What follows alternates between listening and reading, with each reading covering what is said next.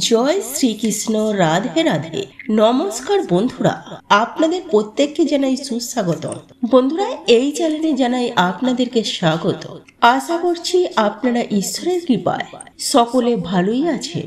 বন্ধুরা, আজকে আমি এই তেজপাতার একটি প্রতিকারের কথা বলবো, যে প্রতিকার আপনার জীবনে অনেক কিছু ভালো বার্তা নিয়ে আসবে। আপনার সৌভাগ্য বাড়াবে জীবনে। আপনার জীবনে থাকা প্রত্যেকটি সমস্যা, প্রত্যেকটি বাধা বিপত্তি, সকল কিছু আপনার জীবন থেকে একেবারে দূর হয়ে যাবে। এই তেজপাতা এমন একটি জিনিস যে এই তেজপাতার মধ্যে এতটা গুণ আছে, যদি আমরা এই তেজপাতাকে সঠিকভাবে মানুষ ব্যবহার করতে পারে, বিধি হিসাবে যদি ব্যবহার করে, তাহলে একজন মানুষের জীবনে থাকা প্রতিটি দুঃখ কষ্ট, যত বেশি দুঃখ কষ্ট থাকুক না কেন, সকল দুঃখ কষ্ট এই তেজপাতা দিয়ে দূর করা যায়। তেজপাতা সাধারণত আমাদের সকলের ঘরেই থাকে এবং এই তেজপাতাটি আপনি ব্যবহার করে আপনার জীবনে থাকা প্রতিটি সমস্যাকে আপনি শেষ করতে পারবেন। আপনার মনোকামনাগুলিকে আপনি পূরণ করতে পারবেন। এই তেজপাতার সাহায্যে আপনার জীবনে ধন সম্পত্তিকেও আপনি বৃদ্ধি করতে পারবেন।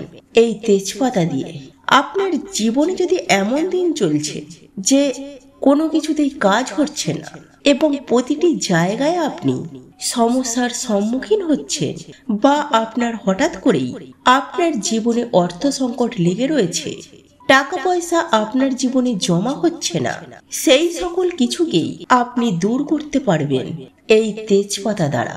আর এই তেজপাতা অনেক তান্ত্রিক বিধিতেও ব্যবহার করা হয়ে থাকে এবং এই তেজপাতার যে গন্ধ দেব দেবতার অনেক প্রিয় বা পছন্দের।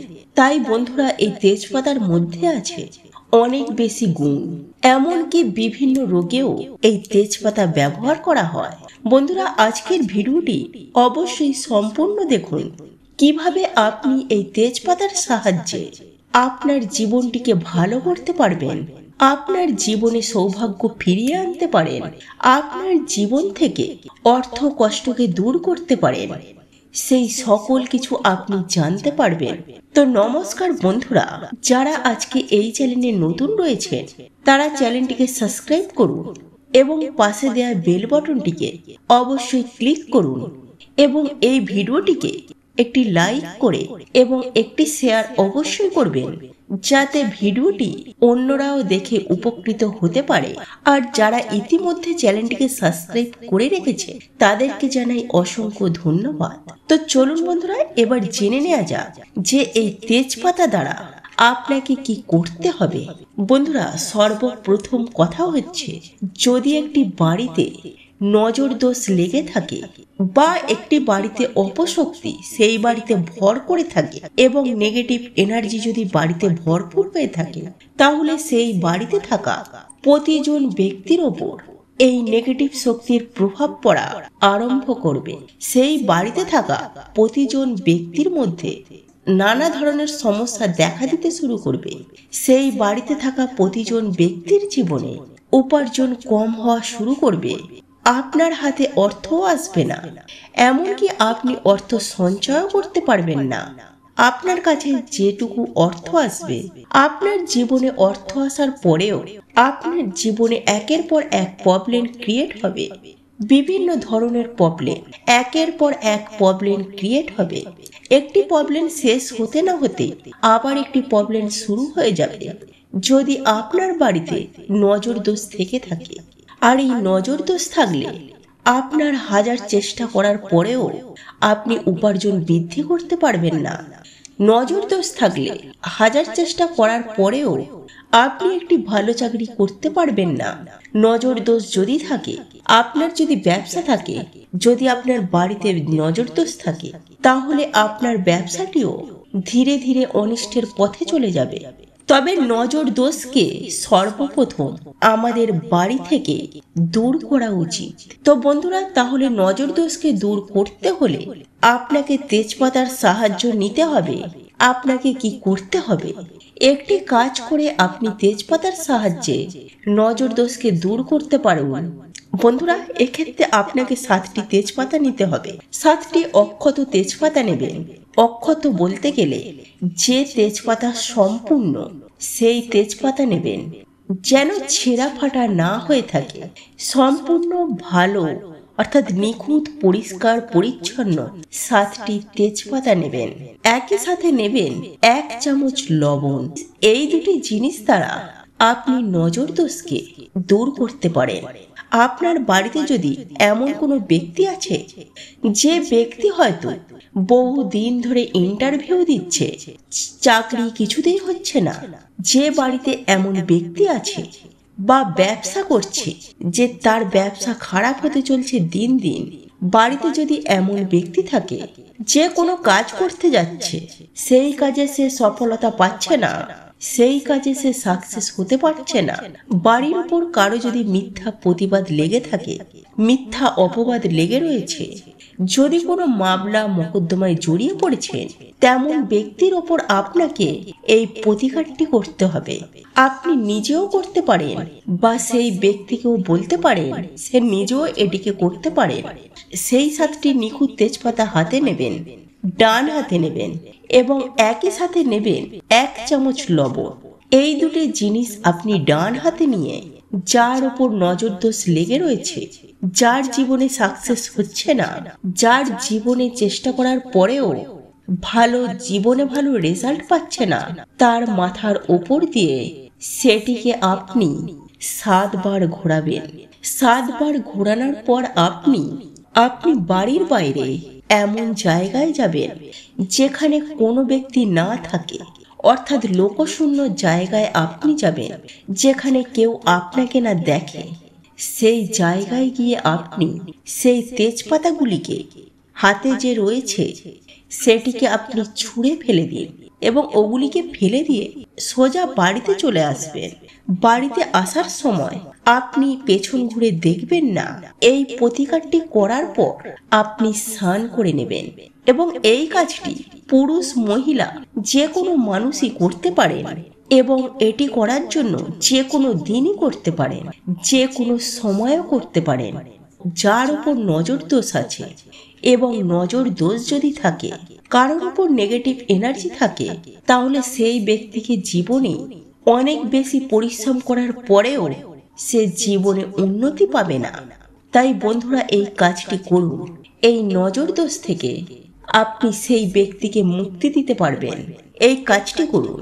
দ্বিতীয়ত হচ্ছে, যদি আপনার কাছ থেকে অযথা টাকা খরচ হয়ে যাচ্ছে, হয়তো এই মাসে আপনি বেশি টাকা পেয়েছেন কিন্তু তার সঙ্গে সঙ্গে টাকাও বেশি খরচা হয়ে যাচ্ছে, হয়তো আপনি উপার্জন বেশি করেছেন কিন্তু আপনার হাত থেকে কোনো না কোনো কারণে উপার্জন যে করেছেন তার থেকে বেশি আপনার খরচ হয়ে যাচ্ছে, তার থেকে বেশি আপনার সেই টাকা চলে যাচ্ছে। আপনি চেষ্টা করেও ব্যাংকে টাকা জমাতে পারছেন না বা বাড়িতে টাকা জমাতে পারছেন না। ছোট বড় স্বপ্নের কথা তো বাদই দিলাম, আপনার দৈনন্দিন জীবনেও আপনি সম্পূর্ণ করতে পারছেন না। এমন যদি হয়ে থাকে তাহলে আপনি এই প্রতিকারটি করুন। আপনি এতে অবশ্যই ভালো রেজাল্ট পাবেন। আপনাকে শুক্রবার দিন এই প্রতিকারটি করতে হবে, আর এই প্রতিকারটি শুক্রবার সন্ধ্যায় করতে হবে। একটি ভালো পরিষ্কার তেজপাতা নেবেন, তার সাথে নেবে একটি ঘিয়ের প্রদীপ এবং শুক্রবার দিন সন্ধ্যার সময় আপনি সেই তেজপাতাটিকে নিয়ে যাবেন আপনি আপনার ঠাকুর ঘরে এবং ওই তেজপাতাটি আপনি আপনার মা লক্ষ্মীর চরণে সমর্পণ করুন। তারপর যে ঘিয়ের প্রদীপটি আছে এবং সেই ঘিয়ের প্রদীপটি মা লক্ষ্মীর কাছে প্রজ্বলন করুন মা লক্ষ্মীর সামনে। তারপর মা লক্ষ্মীকে আপনি বলুন, প্রার্থনা করুন যে, হে মা, আমার জীবন থেকে অর্থ কষ্ট দূর করো, আমার জীবন থেকে যে টাকা সঞ্চয় করতে পারছি না সেই সমস্যাগুলিকে দূর করুন। এইভাবে প্রার্থনা করার পর আপনি 1-2 ঘন্টা পর সেই যে মা লক্ষ্মীর চরণে তেজপাতাটি নিবেদন করেছিলেন সেই তেজপাতাটিকে তুলে নিয়ে এসে আপনি আপনার পকেটে রেখে দিন। এই তেজপাতাটি পকেটে রাখার পর দেখবেন সর্বদাই টাকায় ভরে থাকবে আপনার পকেট। আপনি সঞ্চয়ও করতে পারবেন এবং আপনার টাকার উপার্জন বেশি হবে। এখন প্রশ্ন হচ্ছে, এই তেজপাতাটিকে কতদিন রাখবেন?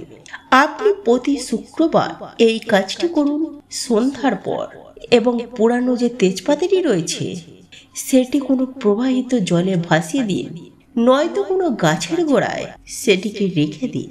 3 নম্বর যে মেন প্রতিকারটি হচ্ছে সেটি হলো ধনবান হওয়া তেজপাতা দ্বারা। এই তেজপাতা দ্বারা আপনি খুব সহজেই ধনবান হতে পারেন। আপনার জীবনে থাকা সেই যে ধনের আগমন হচ্ছে না, বিভিন্ন কারণে আপনার জীবনে টাকা আসছে না, আপনি চেষ্টা করার পরেও ধন উপার্জন করতে পারছেন না, সেই ক্ষেত্রে আপনি এই প্রতিকারটি করুন। আপনাকে কি করতে হবে? এই উপায়টি যে কোনো মঙ্গলবার দিন করতে হবে। মঙ্গলবার দিন একটি তেজপাতা নেবেন এবং একই সাথে নেবেন একটি সরিষার তেলের প্রদীপ এবং সঙ্গে নেবেন বোঁদের 2টি লাড্ডু। এই 3টি জিনিসকে নিয়ে আপনি হনুমান মন্দিরে যাবেন। আপনাদের আশেপাশে হনুমানজির মন্দিরে যাবেন, সেখান থেকে হনুমানজির পায়ে সামান্য একটু সিঁদুর নিয়ে আসবেন। সিঁদুর নিয়ে আসার পর আপনি আপনার বাড়িতে কোনো পবিত্র জায়গায় বা শুদ্ধ জায়গায় বসে, অর্থাৎ আপনার ঠাকুর ঘরে বসে, সেই তেজপাতার ওপর হনুমান সিঁদুর দ্বারা আপনি লিখে রাখুন এই সংখ্যাটি 117, অর্থাৎ 117। এই সংখ্যাটি হনুমান সিঁদুর দ্বারা আপনি তেজপাতায় লিখুন। লেখার পর আপনি যে 2টি বোঁদের লাড্ডু নিয়েছিলেন সেই লাড্ডু আপনি হনুমানজিকে নিবেদন করুন এবং একই সাথে সরিষার তেলের প্রদীপটি জ্বালিয়ে দিন। তারপর হনুমানজির মন্ত্র জপ করুন, ওং হাং হনুমাতাই নমঃ, ওং হাং হনুমাতাই নমঃ। এই মন্ত্রটি আপনারা 10 থেকে 15 মিনিট মন্ত্রটি উচ্চারণ করুন, অর্থাৎ জপ করুন। আর ওই জপ করার পর ওই তেজপাতার ওপরে একটি কর্পূর রেখে কর্পূরটিকে জ্বালিয়ে দিন। কর্পূরটি যখন জ্বলবে, সেই ক্ষেত্রে তেজপাতাটিও, কর্পূরটি যখন জ্বলবে তারপরে তেজপাতাটিও সেই ক্ষেত্রে পুড়ে ছাই হয়ে যাবে। যখন তেজপাতাটি সম্পূর্ণ পুড়ে ছাই হয়ে যাবে, সেই ছাই থেকে সামান্য একটি ছাই তুলে আপনার মস্তকে বা আপনার মাথায় তিলক করুন। বাকি ছাইটুকু নিয়ে আপনার দুয়ারের সামনে, অর্থাৎ ঘরের যে প্রধান দরজা, সেই মেন ডোরে সেই ছাইগুলিকে ছিটিয়ে দিন এবং পরের দিন শুদ্ধ জল নিয়ে সেই ছাইগুলিকে ধুয়ে দেবেন। এই প্রতিকারটি করলে আপনার জীবনে যে কারণে ধন প্রাপ্তি হচ্ছে না, অর্থাৎ ধন আসছে না, অর্থাৎ ধনবান হতে পারছেন না, কষ্ট করেও আপনি ধনবান হতে পারছেন না কিছুতেই, তাদের জন্যই এই উপায়টি একবার করুন। আপনার জীবনে যে কারণে ধন নিয়ে সংকট দেখা দিচ্ছে, সেই সমস্যাগুলি আপনার জীবন থেকে দূর হবে। তবে বন্ধুরা, যে কোনো প্রতিকার যখনই করবেন, সেই প্রতিকারটির ওপর বিশ্বাস রাখবেন, ঈশ্বরের প্রতি বিশ্বাস রাখবেন। মনে যদি বিভিন্ন ধরনের প্রশ্ন এবং মনে সন্দেহ নিয়ে প্রতিকারটি করছেন, তাহলে সেই প্রতিকারে আপনি ভালো রেজাল্ট পাবেন না। কারণ বন্ধুরা, শাস্ত্রে লেখা আছে, বিশ্বাসে মেলায় বস্তু, তর্কে বহুদূর। বন্ধুরা, আশা করছি ভিডিওটি আপনাদের ভালো লেগেছে। ভালো লেগে থাকলে ভিডিওটি লাইক করুন, শেয়ার করুন। যারা আজকের চ্যানেলে নতুন রয়েছে, চ্যানেলটিকে সাবস্ক্রাইব অবশ্যই করুন। আবার দেখা হবে পরবর্তী একটি ভিডিওতে। ততক্ষণে ভালো থাকবেন, সুস্থ থাকবেন।